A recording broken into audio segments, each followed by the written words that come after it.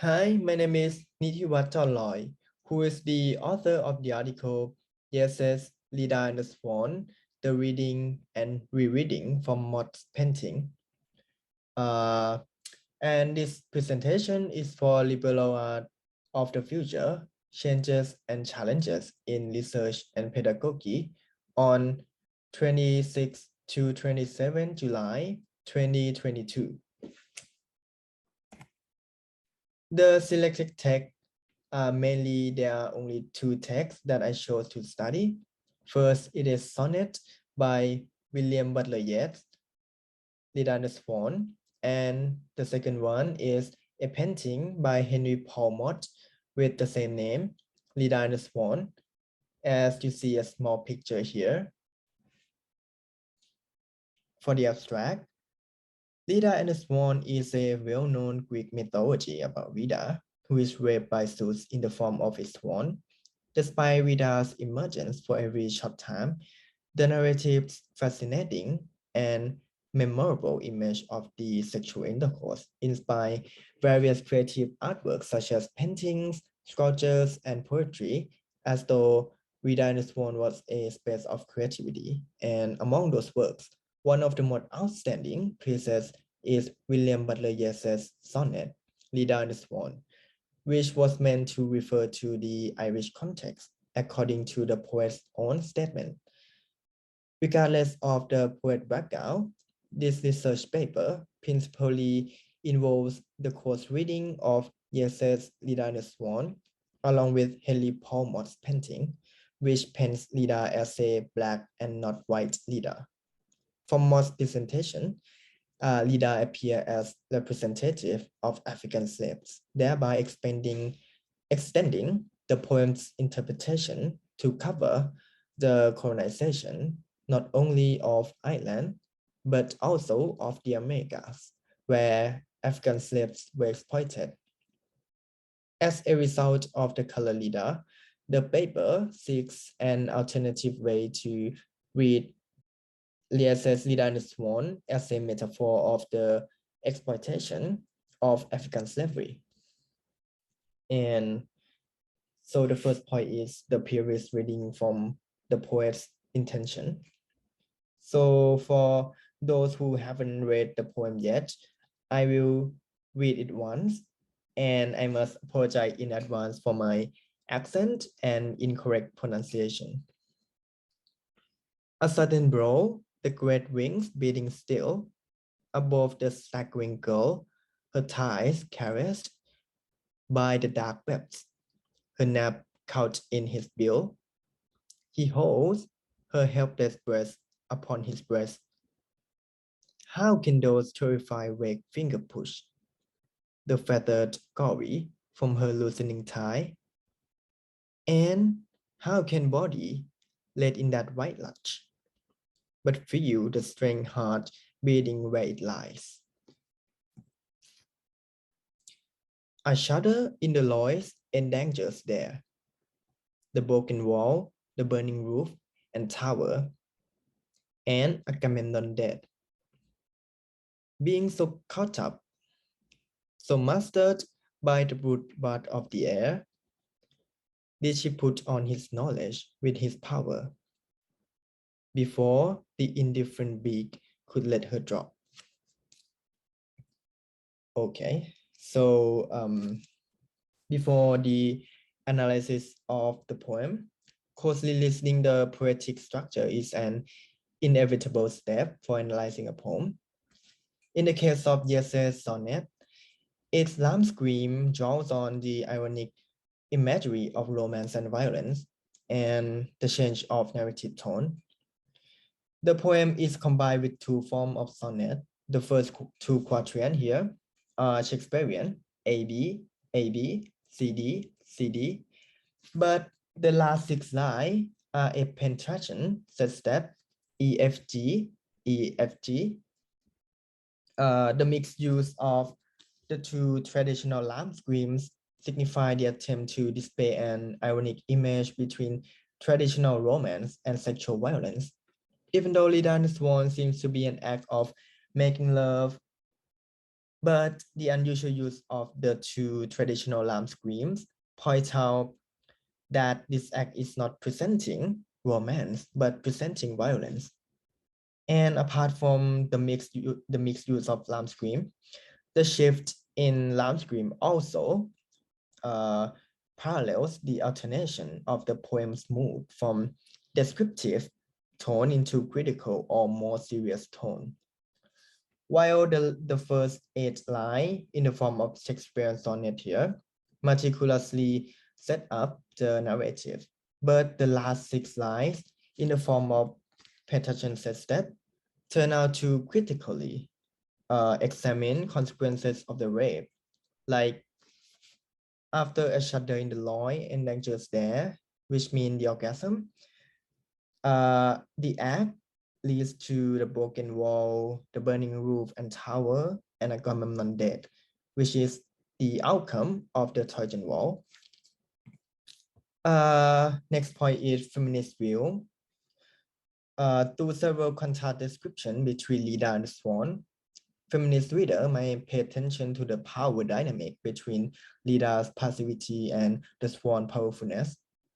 The poem obvious image of power dynamic intensely points out the sexual violence against Leda. Leda passivity appears through the words like staggering girl, helpless breast, and terrified weak fingers. In addition to this word, it can be observed that the whole poem presents all of her actions and descriptions in passive voice or part participle adjectives, like her thigh caressed here, her nap couch in his bill, and body weight in that white lodge. But in contrast to the passive description, the word being applied to the swan vividly indicate its powerfulness, like a sudden blow, great wings, feathered gory, white rush, and his knowledge with his power. Uh, Describing both the swan and Leda, these strongly contrast words underline the gap of power dynamic that Leda remained apparently inferior to the swan. So furthermore, the feminist concept of male gaze can also be found through the description of Leda's body parts, like her thigh caressed, her nap couch in his bill, her helpless breast upon his breast, and her terrified weak fingers, and her loosening thighs. And what is male gaze? Male gaze is the act that the heterosexual male viewers depict women as sexual objects for their gratification. In the case of Yeses, Leda, and Swan, the way that Leda's body is separately portrayed quite fits into the concept. Instead of considering Leda as a human, the speaker separately views Leda's body as if her body was an object. If you read the poem from the historical perspective, the poem remarkably uses the act of Leda rape to reflect the colonial oppression of Ireland under English rule, to introduce how Ireland became an colony of England. England around the 16th century tried to settle in Ireland, but her first attempt was not as successful as expected. But later in 17th century, Englishmen could enter and settle their plantation in the province of Ulster in the north of Ireland. Since then, Ireland remained under the English rule. However, with Yes's background as a supporter of the Irish independence, the poet's political attitude greatly influences the poem Leda and Swan. For example, the course timeline shows the relation between the passion of Ireland and the sonnet itself. In 1921, the partition of Ireland was enforced, and the act divided Ireland into Northern Ireland and Southern Ireland. While Northern Ireland is still a part of England until these days, Southern Ireland successfully turned itself into a sovereign state as a result of the separation. Not so long after that, the sonnet Leda and the Swan was composed in 1923. So the timeline even suggests that ESS Leda and the Swan is potentially associated with the partition of Ireland in 1922. And more importantly, Yes himself used to reveal that I wrote Leda and the Swan because the editor of a political review, George Russell, editor of the Irish Statesman, asked me for a poem. Some movement from above proceeded by some violent enunciation. My fancy began to play with Leda and the Swan for metaphor. With the poet's own statement, the Irish context undeniably turned into the poem's mainstream interpretation. The original comment from the poet himself therefore seems to cause the poem to have a solid way of reading. But despite the conventional interpretation of Yeats' Leda and the Swan, with the poet's own supporting statement, is it possible to reread the sonnet in other ways? Like to explain that it is possible to overlook context and reinterpret any forms of literature in one's own way, I will refer to the literary theory of the date of the author by Holong Barth. First of all, Barth proposed that when it comes to writing, the origin of voice is cut to be lost, or writing itself the special voice to which we cannot assign a specific. So the voice in writing becomes vague because reader cannot perceive the origin of voice, unlike speaking that one can identify the actual speaker. Barth's idea can be summarized in one sentence that when the author enters his own death, writing begins. In other words, after the work are done, the author loses their authority to absolutely justify their works. But mention the author theoretical death from their works to suggest that the other interpretations of their works can be evaluated as equally as the readers.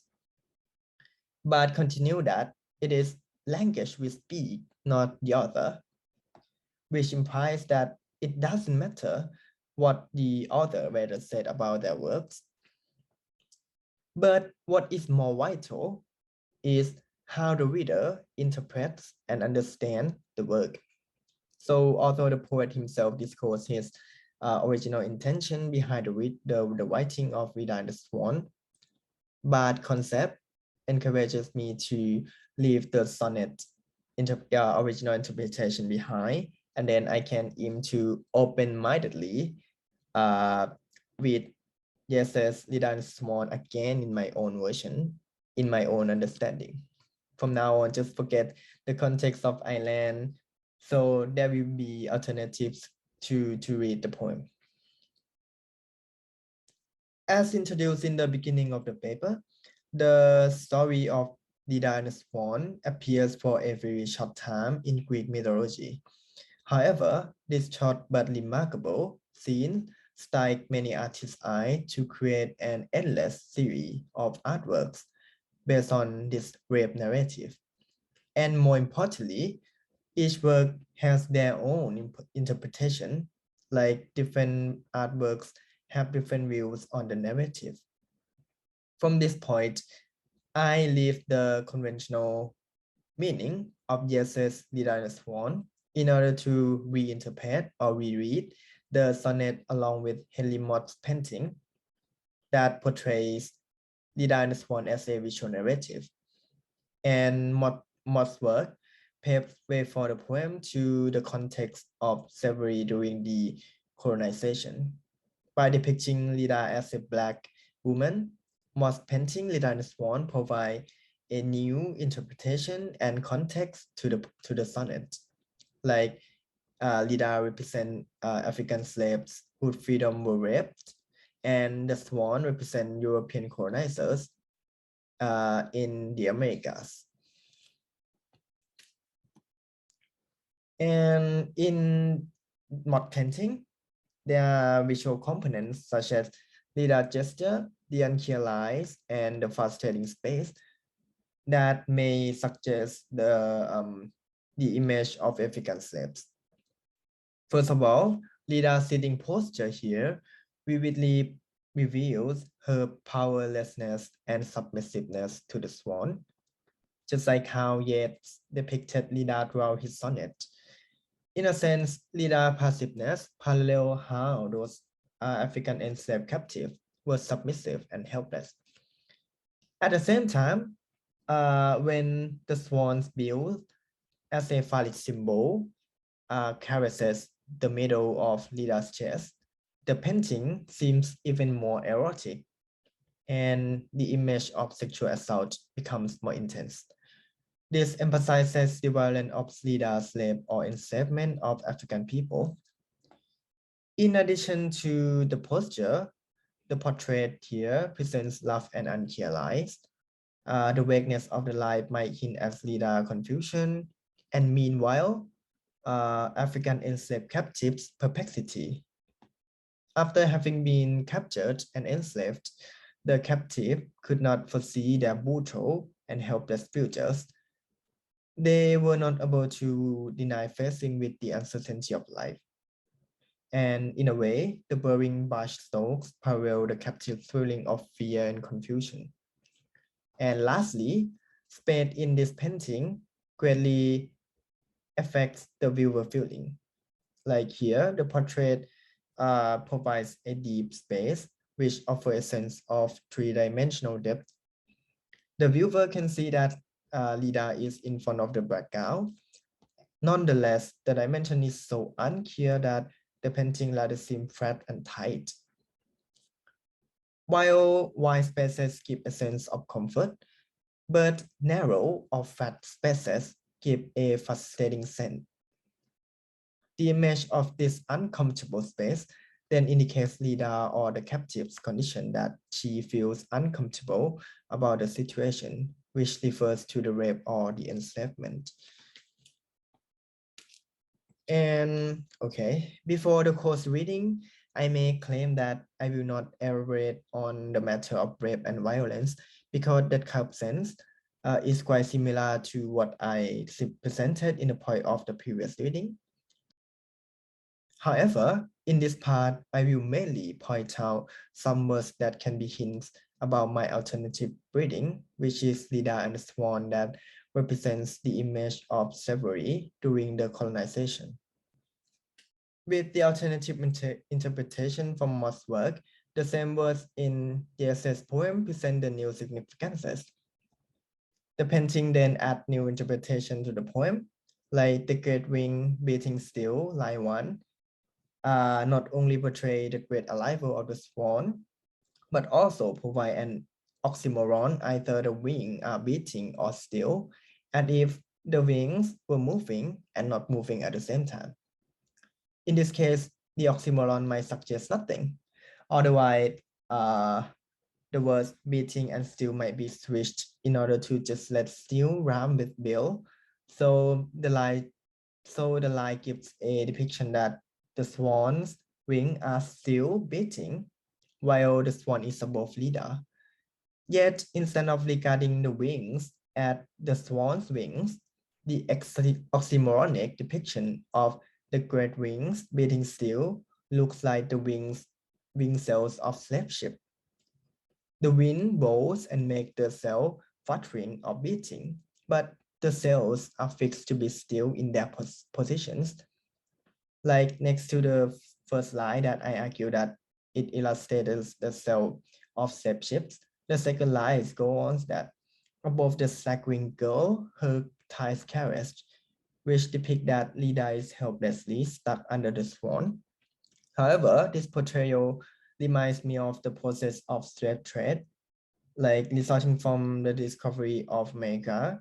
Slave labor was in need at the time, The colonizers considered African people as a great choice for slave labor in the Americas. So after African slaves were arrested and enslaved, slave ships would export the captives to the America. While being on board, those African people were brutally detained under the ship. Like the African enslaved captive were packed together below deck and were secured by leg iron. With this condition, the enslaved captives look like how, yes, depicted that the great ring beating still and above the slack-winged girl, which is African enslaved captives. Line 4 further emphasizes that the violent detention that the captives were not able to resist. Like the white colonizer hold the captive helpless breast upon their breast. While the first stanza portrays the captive's condition on the slave ship, the second stanza turns to talk about the idea of obligatory civilization. In Yese's sonnet, the word feathered gory, line 6, not only denotes the swan feather, but also could be symbolic of Christianity and civilization. The Bible associates feathers with holiness and purity as embodied in angels, which are the purest and most divine creatures that God ever made. In other words, the feather represents holiness, or perhaps Christianity itself. The colonizer claimed to civilize or Christianize the inferior African people. It was believed that those African slaves had no ability to rule themselves because African slaves were barbaric and uncivilized. So they needed other civilized people, particularly Europeans, to look after and govern them. So Europeans took this advantage to licentiously enslave and exploit African people based on a religious pretext, thereby in the name of God. By this way, white colonizers justified themselves as righteous to capture those African inferior people. And back to the sonnet, the line, how can those terrified wake fingers push the feather gory from her loosening ties? Further highlights that those African enslaved people had no right to push away or reject the colonizer goodwill, which is the attempt to civilize and Christianize them. In the fourth stanza, the image that the colonizer are master of African slaves becomes more intense. So master by the bloodbath of the air. The word master here in the form of passive voice is to demonstrate that Leda is mastered by the bloodbath or the swan. In other words, the swan masters Leda as his possession. So the line may clarify not only the relation between Leda and the swan, but also between the colonizers and the slaves. In line 14, the speaker comes up with the question that did she put on his knowledge with his power? The question here emphasizes the safe uncertainty of life as Motte painting portrays. The sonnet concludes that after being so cut up, line 12, Leda is dubbed by the indifferent beak. Like the word indifferent beak here reflect European colonizers' ill treatment of African slaves. The colonizer indifferently forced African slaves to overwork, sometimes until death. So the act of sexual violence in ESS Leda and Swan can be a metaphor of the enslavement of African people when those captives were captured and enslaved without their consent. In the end, it could be that the slavery was only to pacify the colonizer and not to civilize and Christianize them as claimed before. From the feedback, what will I further develop for the revised draft? Actually, I do agree that I should add and mention more theories to add complexity to my research paper, but because this conference unfortunately overlaps the period of my internship. I deeply regret not being able to think and study well enough to associate other theories like post-colonial, diaspora, and minority theories with my paper right now, and not being able to formulate proper proposals in this conference. So on this occasion, I might feel very thankful for everyone's suggestion and comments on what I can develop for the next draft. Finally, how is this paper related to the conference's theme, and what is it challenging? I think that courage is to think out of the box is one of the most essential things that should be added to teaching in whatever fields. As a literature student, I am always encouraged to read literature both according to context and according to my own understanding. As nowadays, one doesn't have to only follow what authors want their text to be, but can follow what the reader themselves see and understand. And here it's quite challenging for me to deconstruct and reconstruct the whole narrative in another version, which the poet himself might not support me at all. At the end of this presentation, this research paper wants to tell that courage is the beginning step of future and changes, including the limitless development of education and pedagogy. I just want to tell that dare to read, dare to think, and dare to express opinions or lead legend, whatever, for future and changes. Anyways, thank you for your attention.